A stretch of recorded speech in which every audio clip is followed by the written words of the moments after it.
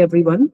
Today we are going to have a very nice case study by Dr. Priya Dubey. She is a chief head dietitian at Medanta Patna Hospital. Ma'am has done her BSc and followed by MSc in clinical nutrition, certified in child nutrition, and ma'am has a lifetime membership of IDA, IAPN, and SRNM. So over to you, ma'am. Hello very good evening next slide पे आप आएंगे क्या please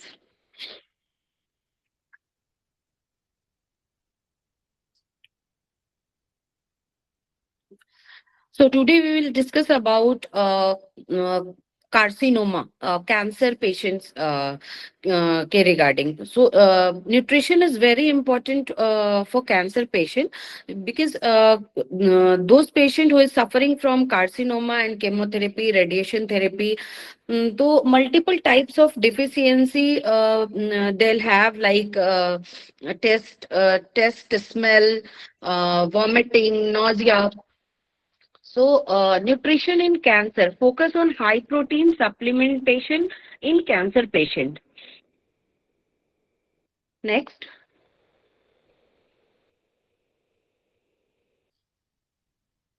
Next slide, please. Cancer and malnutrition. Malnutrition is a serious problem in cancer patients and its incidence ranges from 40 to 80%, affects approximately 15 to 20% of cancer patients at diagnosis and up to 80 to 90% of patients with advanced stage disease, contributes to low rate of response to treatment, and around 20% of cancer deaths in cancer patients occurred due to malnutrition and its complication. Next slide, please. So when to initiate enteral nutrition? Assessment is very much important for assessment for nutrition. So, as एक minute slide क्यों ऐसे चल रहा है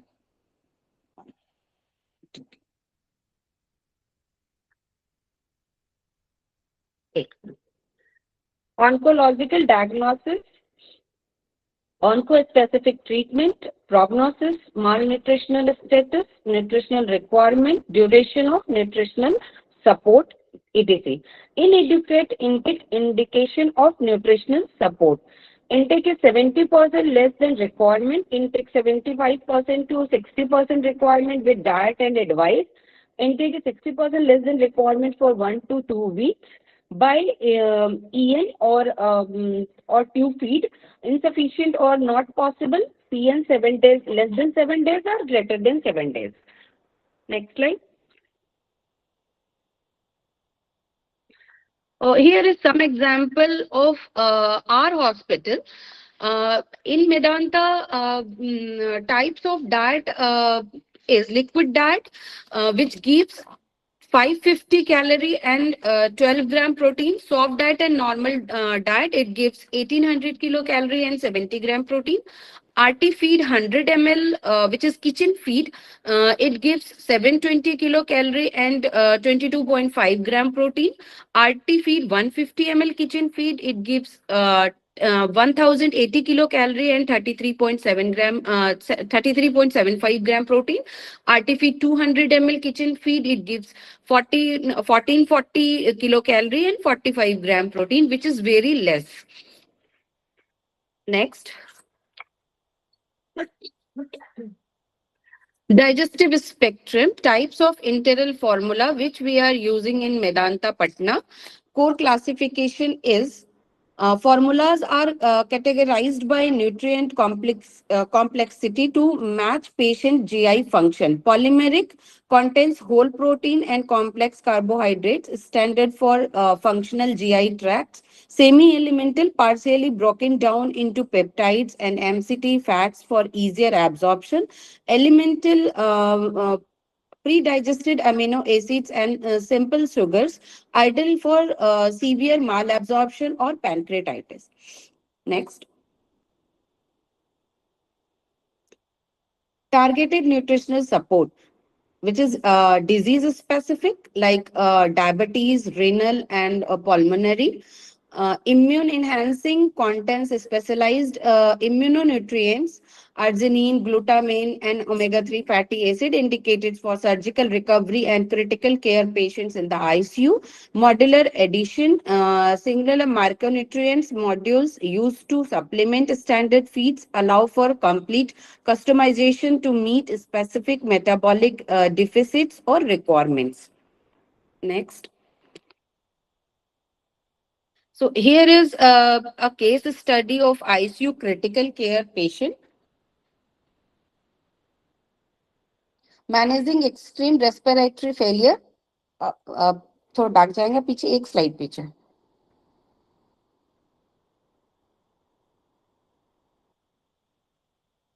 Yes, yes.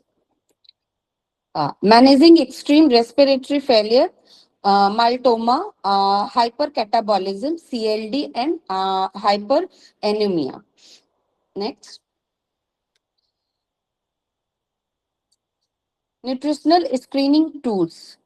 A nutritional screening tools is a quick method used to identify patients who are at risk of malnutrition or already malnourished so that they can be referred for a detailed nutritional assessment. For adult malnutrition, universal screening tool used in hospital, community, and care homes considers BMI, unintentional weight loss, acute illness effect, score indicates low, medium, or high risk of malnutrition. But in Medanta Patna, we are using NRS 2002, used in hospital, considers BMI, recent weight loss, food intake, diseases severity, stress metabolism, especially used in inpatient. Next.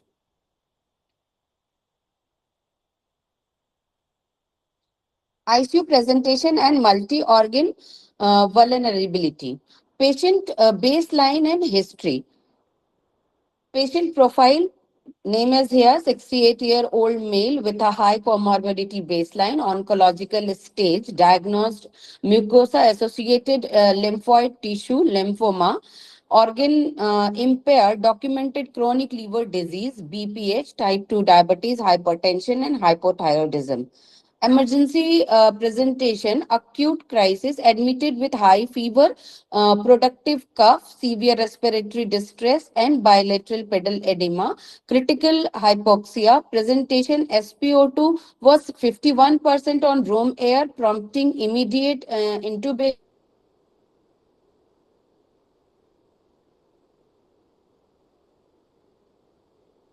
Initial inotropic support. Next.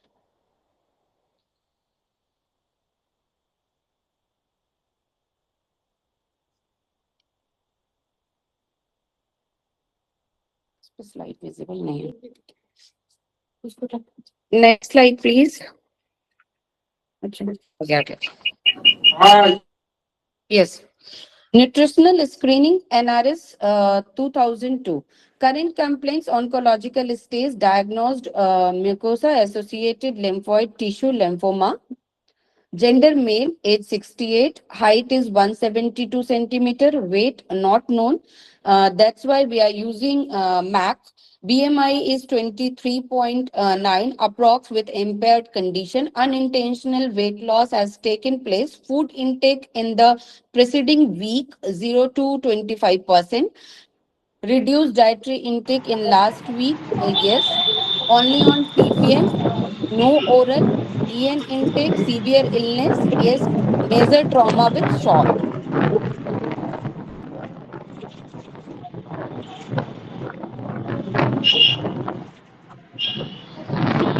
Critical laboratory profile and clinical action. Lab parameter, patient value, psychological risk, uh, and dietetic and medical intervention. Next, next slide. Nutrition based on physical examination. Weight, loss of body fat severe, loss of muscle mass mild, presence of edema, ascites severe, food and drug interaction none, Any chewing or swallowing difficulty? Yes. Diet prescribed by the treating consultant, currently on TPN 40 ml per hourly. Next slide. So, patient is nutritionally at risk. Score is 4. Nutrition care plan to be implemented. Next.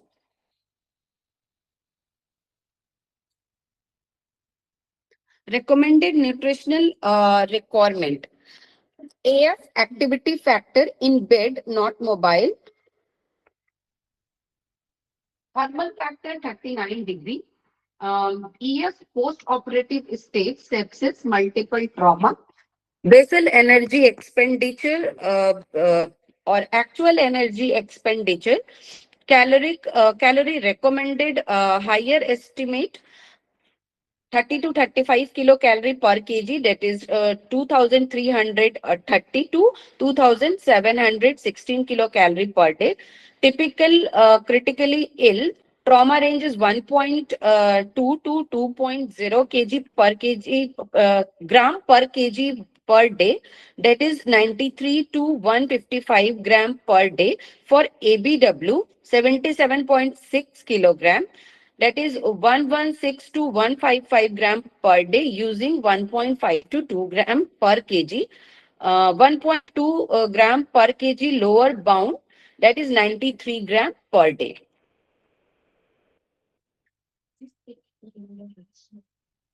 Nutritional management.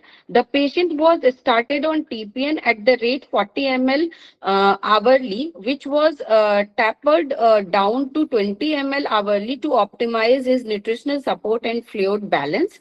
During the initial phase of optimization of parenteral nutrition, the patient drain output and gastric residual volume remained elevated, and he was closely monitored for potential rice tube aspiration. When rice tube feeding was initiated at 20 to 50 ml second hourly, he was not at all tolerating. There was continuous loose stool and distended stomach.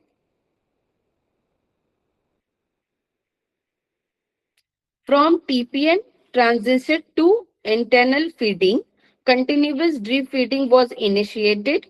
Test enteral feed was initiated 60 ml hourly, total volume 800 ml with calorie 870 kilocalorie and protein is 34 gram.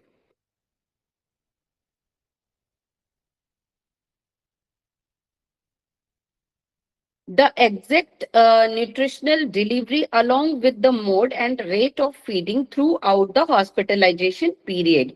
So day POD4, patient is on formulation lipid, root feeding is TPN, mode of feeding continuous, which is 40 ml per hourly, and energy 650, and protein is 30 gram, total volume 600. POD 5 to 8, patient is also on TPN, continuous 50 ml per hourly, and calorie is 1440, protein is 53 gram, volume is 1200. POD 9 to 12, patient is on TPN, continuous 60 ml per hourly, calorie is 1559, protein is 73 gram, and volume is 1440. The patient was weaned off TPN and the taste enteral feed was given. Semi-elemental enteral continuous drip 50 ml hourly, calories 870 and protein is 34 gram. Which is 800 volume. When we initiate EN, we are using Maxotin ONCO protein. So POD 26 to 30, when patient was on semi-elemental whey concentrated, enteral bolus feed 150 ml second hourly, uh, calorie is 2203 and protein is 110. Total volume is 1350. Next. Uh, Feed tolerance Was improving mode of feeding enteral through continuous drip. Loose stool gradually stopped, and so does the risk of pressure ulcer in the sacrum region or perineal region. Sensory perception was increasing, and moisture remained very less in the sacrum area. Risk for blisters and web sore decreased. Patient was tolerating very well semi-elemental feeds. Gastric tolerance improved and decreased drain output.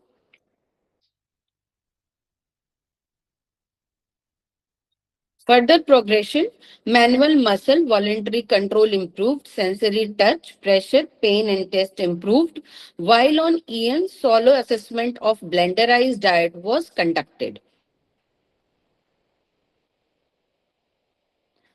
The patient post-operative complication highlighted the importance of timely nutritional intervention to prevent delays in recovery. Early initiation of parenteral nutrition facilitated gut intolerance, followed by a successful transition to enteral feeding with semi-elemental commercial, only formula-based feeding. This helped in achieved of nutritional adequacy, smooth transition from PN to EN, and then to oral nutrition, reduced infection rates.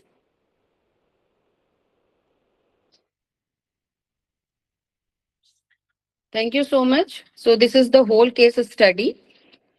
If you have any question, you can ask me.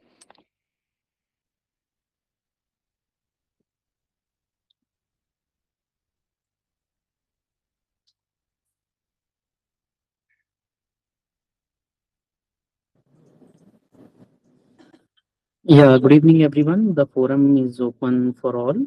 If anyone has any query or questions, so please feel free to ask.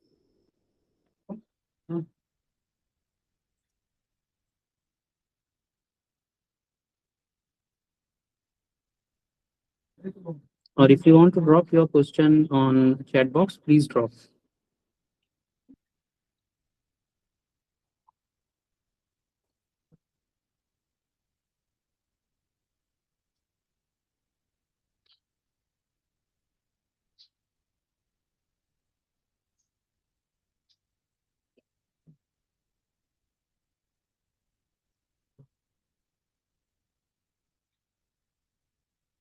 Ma'am, got a one question in text. It's how you find challenges while you were shifting from TPN to EN in weight gain, or have you faced any challenges in that? Yes, if we shift from TPN to EN, if you stop direct TPN, gradually patient recovery is slowly down. Like calorie, you cannot meet up your calorie and protein comparatively if we stop TPN directly. When we switch from TPN to EN, always switch gradually. Like TPN, if you are using TPN 40 ml per hourly and EN is 50 ml per hourly, first you decrease your TPN volume and increase your EN volume. Okay. Any more question?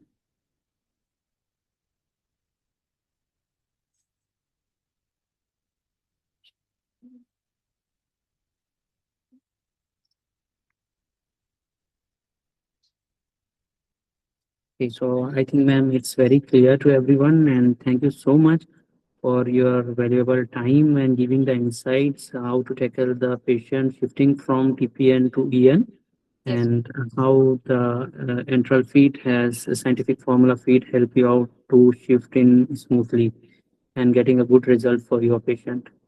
So, behalf of entire Pollen family, I Tabish would like to say thanks to you for your valuable time and giving insight. Thank you so Thank you much. so much. Thank you.